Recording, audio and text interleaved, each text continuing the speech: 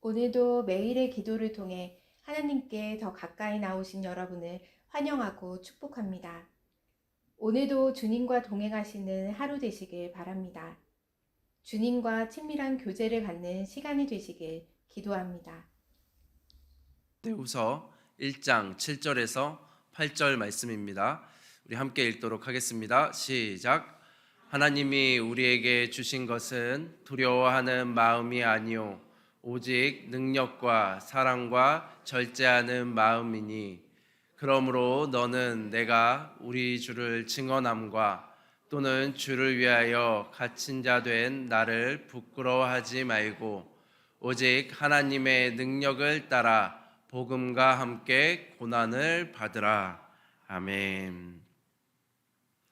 오늘 우리가 읽게 되는 서신들은 주로 바울의 목회 서신이라고 불리는 서신들입니다. 즉 바울이 어떤 교회 공동체에게 보내는 편지이죠. 디모데후서는 바울의 유언의 성격을 갖는 책입니다. 그렇기 때문에 교회가 잘 유지되기 위한 말씀을 전해주죠. 이제 자신이 마지막에 가까워 왔기 때문에 이제 교회들의 이렇게 교회를 만들어 가야 된다, 이러한 성도들이 되어야 한다라는 이야기를 전해주고 있습니다. 그리고 디도서는 디도에게 이제 크레테 사람들을 향한 메시지를 전달을 하는데, 크레테 사람들은 거짓말로 유명해서 크레테인 같다는 말은 곧 거짓말쟁이와 같다는 말이었을 정도였다고 합니다. 이제 그러한 사람들을 향해서 바울이 권면의 말씀을 전하고 있는 것이죠. 즉 올바른 공동체와 사람이 세워지기 위해서 이제 어떻게 살아가야 하는지를 바울은 이 서신을 통해서 전달을 하고 있는 것입니다. 그렇다면 오늘 제목과 같이 좋은 군사, 좋은 교인이란 어떤 사람을 말하는 것일까요? 첫 번째로는 소명을 아는 사람을 말합니다. 디모데후서 1장 9절은 하나님이 우리를 구원하사 거룩하신 소명으로 부르심은 우리의 행위대로 하심이 아니요 오직 자기의 뜻과 영원 전부터 그리스도 예수 안에서 우리에게 주신 은혜대로 하심이라 라고 기록하고 있습니다.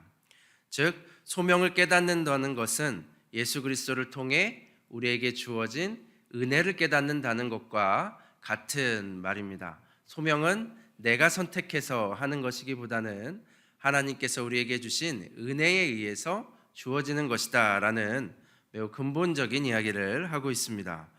그리고 2장 10절은 또한 이렇게 기록합니다. 그러므로 내가 택함받은 자들을 위하여 모든 것을 참음은 그들도 그리스도 예수 안에 있는 구원을 영원한 영광과 함께 받게 하려 함이라. 즉 소명은 예수님의 영광에 이르기 위해서 예수님과 함께 죽고 그 낮아짐의 삶을 실천하는 것임을 알 수가 있습니다. 우리가 무언가 능력이 있고 무언가 주어져서 어떤 직분을 가지고 하는 것을 소명이라고 생각할 때가 많이 있지만 그것도 역시 소명이죠. 하지만 가장 근본적으로는 예수님의 은혜를 체험하고 그리스도인으로 살아가는 것, 그것이 가장 먼저 우리에게 주진 소명임을 우리는 기억해야 합니다.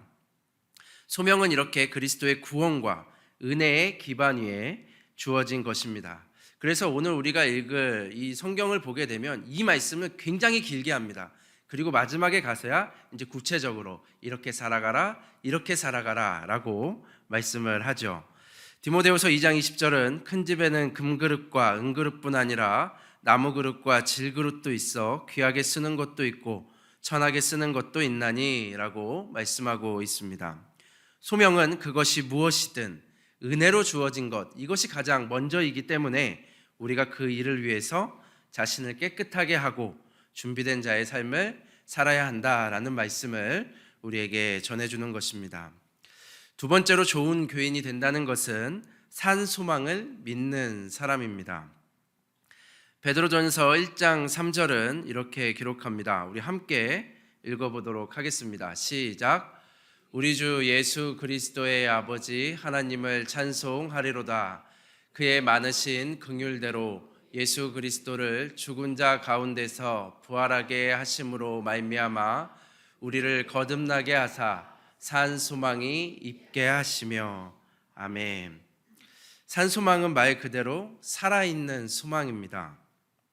소망은 우리가 흔히 미래적인 것이라고 생각을 하죠. 어떤 일어날 일에 대한 소망을 갖는다라고 이야기하지만 좋은 교인은 지금 살아 역사하는 소망을 믿는다라고 하는 것입니다.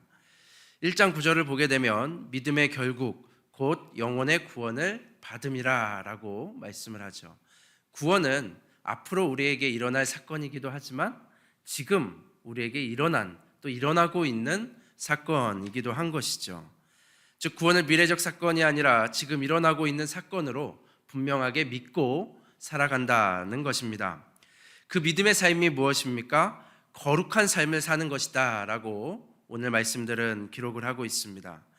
왜냐하면 우리가 구원을 받게 된 것은 우리의 행위가 아니라 오직 그리스도의 은혜로 인함이기 때문입니다. 그러므로 우리에게 거룩한 삶에 대한 책임이 남아있게 되는 것이고 그렇기 때문에 우리가 이 선한 삶, 거룩한 삶을 살아가게 되는 것이죠. 또한 1장 22절을 보면 뜨겁게 서로 사랑하라 라고 말씀을 하고 있습니다. 왜냐하면 우리의 거듭남은 말씀을 통해 성취된 것이기 때문이다 라고 말하는데 자격 없는 사람들이 거듭났다는 그 공통된 사실 안에서 우리는 서로를 사랑하게 된다라고 하는 것이죠. 내가 좀 더 낫지, 내가 좀 더 우월하지 라는 마음을 가지고서는 서로 뜨겁게 사랑할 수가 없겠죠. 왜냐하면 계속 비교를 할 것이기 때문에. 그런데 우리가 다 자격이 없는데 우리 모두가 하나님의 은혜로 이렇게 된 사람들이지 라는 이 진실된 고백이 우리 안에 있으면 우리는 서로 뜨겁게 사랑하는 공동체가 될 수 있다라고 하는 것입니다. 그러면서 성경은 우리는 나그네와 거류민과 같은 존재들이다라고 말합니다.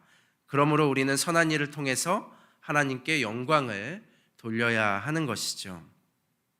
이러한 일은 하나님께서 우리에게 약속하신 그 소망을 믿을 때 우리는 죄로 인해서 죽을 수밖에 없지만 그 예수 그리스도의 대속의 은혜로 인해 우리가 구원을 받게 되고 하나님의 나라를 유업으로 받게 된다는 그 소망을 지금 우리가 믿을 때 우리는 이렇게 사는 삶이 가능하게 된다는 것입니다.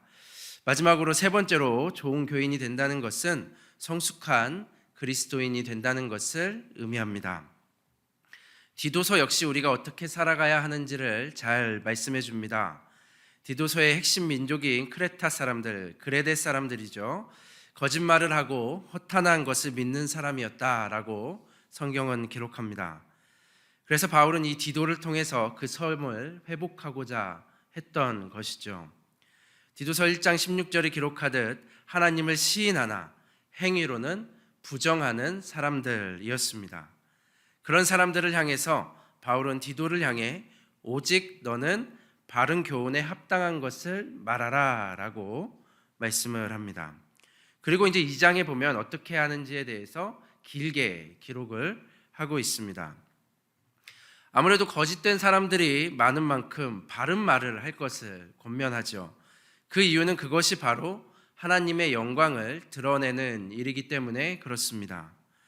또한 우리는 선함을 통해서 성숙한 신앙에 이르러야 합니다. 디도서 1장 5절 이하를 보면 장로를 세우는 자격에 대해서 설명을 하고 있습니다. 다 읽을 수는 없지만 부부간에 또 가족 안에서 그리고 고집을 부리지 않고 쾌락을 따르지 않고 이익을 취하지 않고 나그네를 대접하고 선행하며 말씀을 가르치는 자여야 한다라고 매우 까다로운 조건을 이야기하고 있습니다. 이러한 삶은 비단 장로라는 오늘날 현대죠. 현대의 장로라는 직분에만 해당하는 것이 아닙니다. 하나님의 교회를 이루어가는 우리 모두에게 요구되는 삶인 것이죠. 교회 안에서 이렇듯 직분을 갖는다는 것, 임원을 한다는 것은 매우 어려운 일입니다. 성경은 매우 어려운 조건들을 우리에게 전달해주고 있습니다.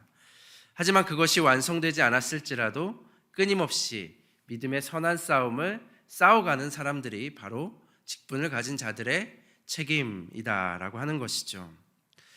어떻게 보면 오늘 말씀은 우리가 예수님을 믿는 사람으로서 선한 삶을 살아야 한다는 매우 당연한 것 같은 이야기를 우리에게 전달해 줍니다. 우리가 항상 듣는 이야기들이죠. 그런데 바울이 누구든 이렇게 당연한 이야기를 심각하게 하는 이유는 그렇게 살지 못하는 사람들이 많이 있기 때문입니다. 저는 이것이 깊이의 문제라고 생각을 합니다. 즉, 선한 삶을 사는 사람들은 굉장히 많습니다. 오히려 기독교인이 아닌 사람들 중에 더 많을 수도 있습니다. 퍼센트적으로 보면 더 많겠죠. 즉, 좋은 사람이 되는 것, 좋은 그리스도인에는 차이가 존재한다는 것입니다. 왜 오늘 성서의 저자들은 선한 행위를 위해 그렇게 예수 그리스도와 하나님의 영광에 대해서 많은 이야기를 하고 있는 것일까요? 선함이라는 것이 이 믿음의 깊이로부터 나와야 하기 때문에 그렇습니다. 단지 누가 시켜서 혹은 교회니까 또 누군가에게 잘 보이기 위해서 내가 이 직분을 가지고 있으니까 이런저런 상황이나 사람에 의해서 선한 일을 하는 것은 좋은 일이죠. 하지만 좋은 일임에도 불구하고 성서가 말하는 선함의 깊이로 보자면 매우 얕은 수준의 선함이라고 이야기할 수 있습니다. 왜냐하면 세상에는 그보다 더 선하고 정의로운 사람들이 훨씬 많습니다. 그렇기 때문에 그것만으로는 그리스도의 선함을 다 이야기할 수는 없다라고 하는 것이죠. 그런데 정말로 예수 그리스도를 믿어서 그 은혜로 인해서 나오는 선함은 다르다라고 하는 것입니다. 여기서는 선한데 다른 곳에서는 본 모습이 막 나오면 안 되겠죠. 앞에서는 선한데 그게 사람마다 상황마다 다르면 안 되겠죠. 그래서 깨달음의 차이가 깊이를 만든다는 것입니다. 우리는 이 깊이에 대해서 깊이에 의해서 선하게 되어져야 하는 것입니다. 즉 바울이 계속해서 이야기하는 그 하나님의 의, 하나님의 은혜, 이것은 우리가 그냥 읽고 지나가는 것은 굉장히 쉽지만 정말로 깊게 깨달아 아는 것은 정말로 어렵습니다. 그래서 설교하기가 가장 어려운 부분이기도 합니다. 당연한 것인데 그것을 표현해내기가 정말로 어려운 것이죠. 하지만 우리는 이 깊이에 의해서 선하게 되어져야 하는 것이죠. 그래서 성경은 거듭남, 자기부정 등 옛것이 버려지고 새것이 되는 이 완전한 변화가 예수 그리스도를 믿음으로 일어난다라고 말씀을 하고 있는 것입니다. 즉 단순한 선함과 내가 완전히 비워져서 예수 그리스도로 다시 태어나는 선함은 그 깊이에 있어서 엄청난 차이를 가지고 온다라고 하는 것이죠. 즉 내가 생각하는 수준에서의 선함을 우리는 넘어서야 하는데 그것은 나의 힘으로 되는 것이 아니라 은혜를 깨달음으로써 된다라는 사실. 그래서 우리가 구해야 되는 것은 무엇입니까? 은혜라고 하는 것이죠. 그래서 오늘 주제 말씀도 보면 오직 하나님의 능력을 따라 복음과 함께 고난을 받으라라고 말씀하는 것입니다. 어쩌면 사랑하는 것은 조금 쉬운 일인지도 모르겠습니다. 그것도 굉장히 어렵지만 조금은 쉬운 일이죠. 그런데 하나님의 능력을 따라 복음과 함께 고난을 받는 것, 이 선함을 행하는 것은 정말로 하나님의 능력을 따라서만이, 그 은혜를 따라서만이 할 수 있는 일이라고 하는 것입니다.